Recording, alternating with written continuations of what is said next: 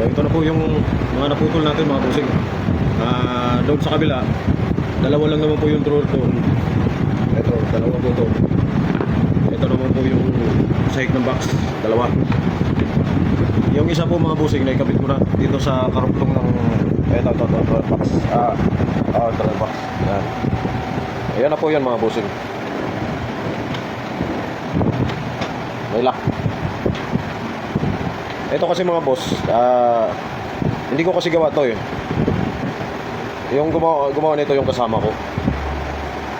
Kaso meron naman po silang mga ginagawa doon. Minamadali naman yun. Ito minamadali din, kaya hindi ko na po binibidyoan masyado. Yan lang po, kunti lang. Tapos sa laminate po kasi kasunod mga boss. So yan po mga bossing. Kahit wala po sa eskwela yung iba mga bossing, kaya po namin gawa ng paraan.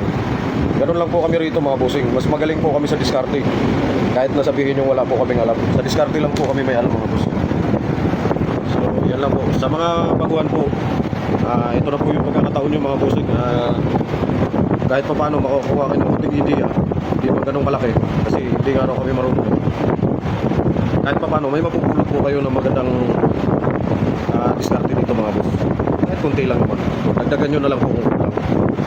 So yan lang po mga bossing. Hindi po tayo nakikipagtalo sa iba mga bossing. Yung mga magaling na po talaga yan. Kung totoo po kayong karpintero, kapag alam nyo po yung sa taong may kakulangan, tulungan nyo na lang po. Huwag nyo na pong imapas, minumura nyo pa, kung ano-ano pa pinagsasabi nyo para sabihin lang na kayo ay magaling. Mali po yun mga bossing.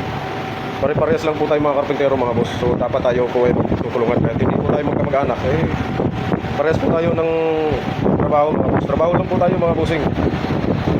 No hate po. Yun lang po mga bossing. Magmahalan lang po tayo. Huwag na po tayong huwag nyo pong i-down yung kapwa nyo kasi parehas lang naman po tayo karpintero mga boss. Yan lang po. Maraming salamat po. God bless po sa inyo lahat. Sa atin lahat po pala. Thank you po. So ito po mga bossing, yung pinutol ko po ron para doon po sa drawer box natin. Binawasan ko na po siya para dito 2.5 po kasi ito mga bossing. Gagawin ko na lang po siyang 2.7. Mas okay po yung medyo maluwag kaysa masikip. Wag po kayong bumaba sa 2.5 mga boss. 2.5 okay pa rin naman, pero kahit kung paano may sabit kasi. Mas mainam po talaga mga bossing 2.6. Yan. 2.6, 2.7 mga boss.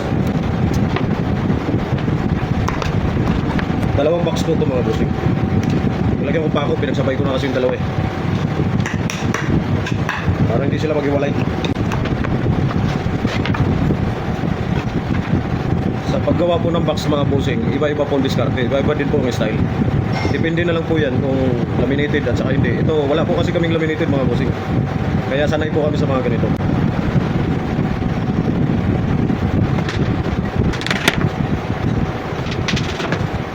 Sabihin naman yung magagaling dyan, mali na naman to. Kasi dapat yung pinapakain dito sa itong siding niya. Hindi po kami furniture mga boss, wala po kaming mga power tools na pang-cutting dyan. Kaya ganito lang po yung gawain namin sa box.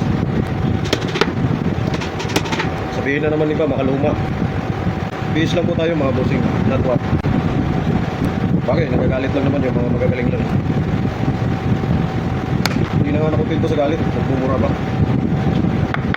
Nalalait pa, para lang sabihin siguro na magaling lang. Masama magmura talaga mga boss. Lalo na kung wala ka rin namang ambag sa tao, tapos mumurahin mo lang, guguguhin mo lang, gagawin mong sabihin mo nga kung ano-ano sasabihin mo. Mali po yun. Okay lang sana kung ikaw nagpapakain sa tao, alam yun.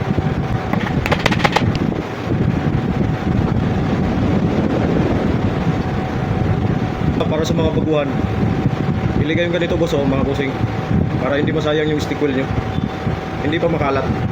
Ayan mga boss, para hindi masayang po yung stick wheel nyo mga boss.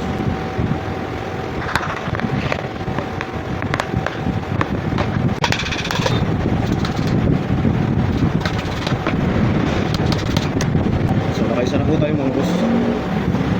Isa na lang. Ganito lang po kami gumawa ng box dito mga bossing. Ganyan lang, simple box lang po yun mga boss. Pag piniturahan naman yan, hindi naman mahalata na yan. So ganyan lang, napakasimple lang po mga boss. Vaccine talaga. Yan. Ito naman yung fuse drive na.